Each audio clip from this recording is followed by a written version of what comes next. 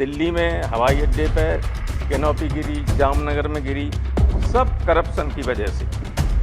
राम जानकी वनगमन पथ 10 किलोमीटर तक धंस गया नीचे लंबाई में ड्यू टू करप्शन। और सबसे बड़ा करप्शन कुछ कोचिंग सेंटर्स हैं जिनके माध्यम से चाहे नीट हो चाहे नेट हो, पेपर्स आउट हो। किसी कोचिंग सेंटर के खिलाफ कोई कार्रवाई नहीं हो कि अब आईआईटी के लोग भी हर साल बढ़ते जा रहे हैं अनएम्प्लॉयड, और तो सड़कों पे घूम ही रहे। उत्तर प्रदेश के एक माननीय मुख्यमंत्री ने कहा कि हमारे यहाँ अनएम्प्लॉयमेंट रेट 0 है, और पुलिस की भर्ती 50,000 सिपाहियों की निकली तो 68 लाख लड़के लड़कियों ने इम्तिहान दिया। धन्यवाद श्रीमान। समय तो है नहीं, लेकिन मैं बहुत ही संक्षेप में आप बोलते हैं ब्रीफ में अपनी बात कहूँगा। महामहिम राष्ट्रपति के भाषण में कुछ बातें ऐसी हैं जो होनी चाहिए थी लेकिन नहीं। जैसे पूरे देश में बीजेपी रूल्ड स्टेट्स में और सेंटर में करप्शन रैम्पेंट, कहीं करप्शन की चर्चा नहीं, कहीं भी करप्शन की चर्चा नहीं। जो हम अन्न देते हैं वोट लेने के लिए, उसमें भी 30% संपन्न लोग गरीबों की 28 और 18% के आसपास सब्सिडी खा जाते हैं। मैंने देखा है गांव जब अन्न बांटने जाते हैं तो वे लोग जो अपात्र हैं जिनको मिल रहा है उनसे खरीदने के लिए वहीं लोग खड़े होते हैं, बेच देते वहीं। Nobody cares for it. और देखिए जो दिल्ली में हवाई अड्डे पर कैनोपी गिरी, जामनगर में गिरी, सब करप्शन की वजह से। राम जानकी वनगमन पथ 10 किलोमीटर तक धंस गया नीचे लंबाई में ड्यू टू करप्शन। अब मैं नहीं कहूँगा कि भगवान श्री राम के मंदिर में भी पानी टपका है, क्योंकि लोग कहेंगे ऐसा नहीं हुआ है, बट इट हैपेंड। हर घर में पानी भेज रहे थे नल से। अकेले जल शक्ति मंत्रालय ने उत्तर प्रदेश में लाखों करोड़ रुपया दिया है। 5% घरों में पानी नहीं पहुंचा, जाने कहाँ पैसा चला गया। मैंने पहले भी एक बार यहाँ कहा था, मैं चाहता हूँ कि बीजेपी के एमपीज अपने गांव में जाएं और देखें उत्तर प्रदेश के कि कहाँ कहाँ नल पानी पहुँचा है कि नहीं पहुँचा, और नहीं पहुँचा है तो जो पैसा आया वो कहाँ चला गया। और सबसे बड़ा करप्शन कुछ कोचिंग सेंटर्स हैं जिनके माध्यम से चाहे नीट हो चाहे नेट हो, पेपर्स आउट होते हैं। किसी कोचिंग सेंटर के खिलाफ कोई कार्रवाई नहीं होती। एवरीबडी नोज कि कौन कौन से कोचिंग सेंटर हैं जिनकी अप्रोच इतनी है कि वो पेपर लीक करा लेंगे, और ये हो रहा है लगातार।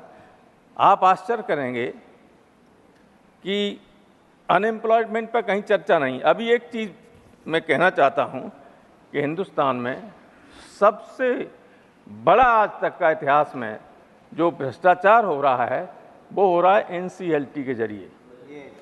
आप आश्चर्य करेंगे कि 31 मार्च 23 तक 616 केस रिजॉल्व किए इसने, जिसमें बैंकों का उन पर 8.3 लाख करोड़ कर्जा था। बैंकों को समझौते के जरिए मिला 2.53 लाख करोड़ और कर्ज मुक्त हो गए। हेयर कट में चला गया 5.77 लाख करोड़, 69% हेयर कट। और इसमें सबसे ज़्यादा हेयर कट मिलने वाला था वो है अडानी साहब की एक कंपनी है गुड होम्स, जिस पर 96% हेयर कट। मैं ये जानना चाहता हूँ आपके माध्यम से माननीय वित्त मंत्री से कि अभी तक कितनी संपत्तियां बिकी, उन पर कितना कर्ज था, उनकी एक्चुअल वैल्यू कितनी थी, और जिनको वो संपत्तियां बेची गई वो कौन लोग थे। एक एक व्यक्ति को लाखों करोड़ का लाभ हुआ है। अभी मैं जानता हूं, कुछ दिनों पैदा हुआ, मैं तो पर्सनली जानता हूं, 2-3 लाख की करोड़ से ज़्यादा की संपत्ति है यहाँ बगल में ही। 40,000 करोड़ का केवल कर्ज था, 30,000 करोड़ में बिक गई। तो जिन्हें मिला है उन्हें तो बस हेयर कट में जो चला गया उसको बैंकों को नुकसान कर रहे हैं। इंडिविजुअल्स को लाखों करोड़ का नुकसान हो रहा, लाभ हो रहा है। Thank you doctor. इससे बड़ा कोई करप्शन नहीं। ये ऐसा है मामला जिसकी जांच होनी चाहिए, और तो सारे करप्शन इसके सामने कुछ भी नहीं। अनएम्प्लॉयमेंट की स्थिति ये है कि अब आईआईटी के लोग भी हर साल बढ़ते जा रहे हैं अनएम्प्लॉयड, और तो सड़कों पे घूम ही रहे। उत्तर प्रदेश के एक माननीय मुख्यमंत्री ने कहा कि हमारे यहाँ अनएम्प्लॉयमेंट रेट 0 है, और पुलिस की भर्ती 50,000 सिपाहियों की निकली तो 68 लाख लड़के लड़कियों ने इम्तिहान दिया और लीक हो गया पेपर। कई लड़के लड़कियों ने आत्महत्या कर ली, क्योंकि जो ओवर एज हो जाते वो जानते हैं अब हमें तो कहीं नौकरी मिलने वाली नहीं। डॉक्टर साहब कॉन्क्लूड। एक मिनट और सुन लीजिए हमारी बात। ऑलरेडी 5 मिनट होने को। एक मिनट प्लीज। देखिए, आरक्षण जो है वो कैसे ये खत्म कर रहे हैं। अगर सरकारी वैकेंसी निकलें तो आरक्षण मिलेगा, पिछड़ों को 27% और दलितों को 22.5%। लेकिन आउटसोर्सिंग और कॉन्ट्रैक्ट बेसिस पर सारी नियुक्तियां होने लगी, आरक्षण पूरी तरह से खत्म हो गया। और ये 3 नए कानून आए जिसका डंका बज रहा है, इसमें 95% वही धाराएं ज्यों की त्यों हैं, केवल ऊपर नाम बदल दिया गया। हाँ, 1 मिनट, बहुत ही खतरनाक चीजें आ गई, बताना जरूरी है, लोग पढ़ते नहीं हैं जी। इसलिए मैं आपको बता रहा हूं कि 2 आदमी से ज्यादा अगर कोई काम करते हैं तो वो जो अनलॉफुल एक्टिविटीज थी वो संगठित गिरोह के अंतर्गत आ गई। डॉक्टर साहब खत्म करें, अगर प्लीज। पॉलिटिकल पार्टीज आंदोलन भी करेंगी और कोई सब इंस्पेक्टर ये लिख देता है ये संगठित गिरोह का काम है तो 3 साल से 3 लाख आजीवन कारावास तक की सजा। तो आप किसी को भी ये सब एक आंदोलन तो हम लोग करेंगे ही, 3 साल की सजा करा दीजिए, आराम से विपक्ष खत्म, सत्ता चलाइए। धन्यवाद डॉक्टर साहब, धन्यवाद। एक सुधांशु जी नहीं है, नहीं हो 3 मिनट से अधिक आप बोलिए प्लीज, दूसरों को भी एक सेकंड साहब, एक सेकंड सुन लीजिए।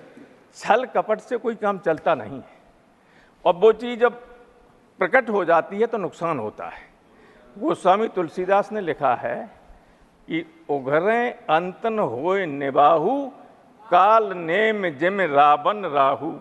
ये समझ लें सब लोग। बहुत धन्यवाद। धन्यवाद। माननीय रामचंद्र